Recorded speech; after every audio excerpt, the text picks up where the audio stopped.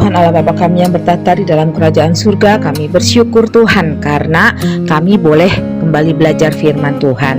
Tuhan Yesus, kiranya Tuhan yang terus memberikan kepada kami semangat untuk kami mau belajar firman-Mu.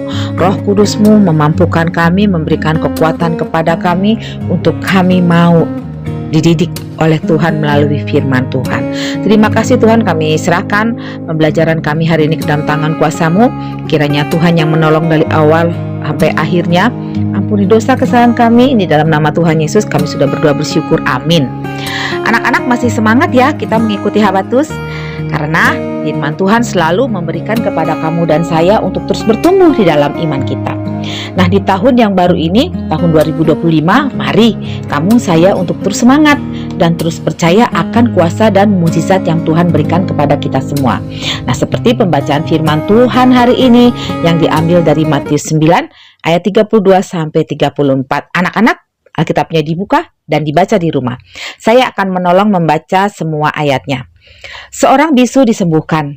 Sedang kedua orang buta itu keluar, dibawalah kepada Yesus seorang bisu yang kerasukan setan. Dan setelah setan itu diusir, dapatlah orang bisu itu berkata-kata.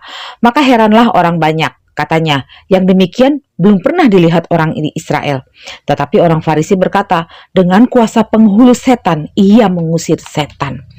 Anak-anak, dalam pelayanan Tuhan Yesus melakukan mujizat-mujizatnya. Tuhan Yesus melanjutkan pelayanannya. Nah, ketika itu Tuhan Yesus sudah melakukan mujizat kepada kedua orang buta. Maka datanglah seorang yang bisu, tetapi karena kerasukan setan. Nah, anak-anak, rupanya roh jahat bisa membuat seseorang menjadi bisu, tidak bisa bicara ya. Namun, roh jahat tidak bisa melawan kuasa Tuhan Yesus. Tuhan Yesus mengusir roh jahat itu sehingga orang itu pun bisa berbicara. Dan orang banyak menyaksikan, terkagum-kagum, takjub karena hal seperti itu belum pernah melihatnya. Tetapi orang-orang Farisi yang ada di sekitar itu, mereka tidak percaya bahwa Tuhan Yesus memiliki kuasa yang besar. Padahal Tuhan Yesus adalah Allah. Malah orang Farisi berkata dengan kuasa penghulu setan ia mengusir setan. Nah, anak-anak tahu kan kalau setan itu selalu melakukan hal yang tidak baik. Contoh, kalau kalian suka melawan, suka menyontek di sekolah, tidak mau membaca Alkitab, suka berbohong, dan lain-lain, itu semua yang disukai oleh setan. Karena setan atau roh jahat itu senang memberikan kebohongan kepada manusia, agar manusia bisa jauh dari Tuhan. Nah, anak-anak, banyak sekali mujizat yang sudah Tuhan berikan. Karena Tuhan Yesus begitu mengasihi mereka semua, ya, termasuk kamu dan saya dan semua orang di dunia ini. Ya, nah, dalam pelayanannya Tuhan Yesus tidak sendiri. Tuhan Yesus dibantu oleh orang-orang yang menyertai Tuhan Yesus ketika Tuhan Yesus berada di dunia. Ya, nah, anak-anak, melalui firman yang kita dengar bersama-sama bahwa kuasa Tuhan Yesus selalu mendatangkan kebaikan. Banyak orang-orang yang mengikuti Tuhan Yesus, mereka memberitakan Injil, ya. Tuhan Yesus begitu besar kuasanya daripada roh jahat. Dengan kuasa Tuhan Yesus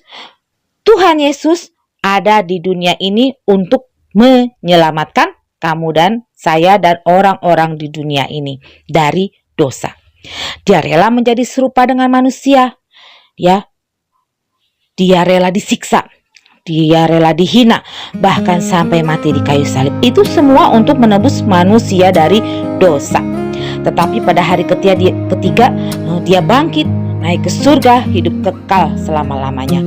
Nah, anak-anak, maukah kamu yang sudah percaya untuk terus bertumbuh di dalam Tuhan, mau melakukan hal yang berkenan agar hidup kita bagi Kristus?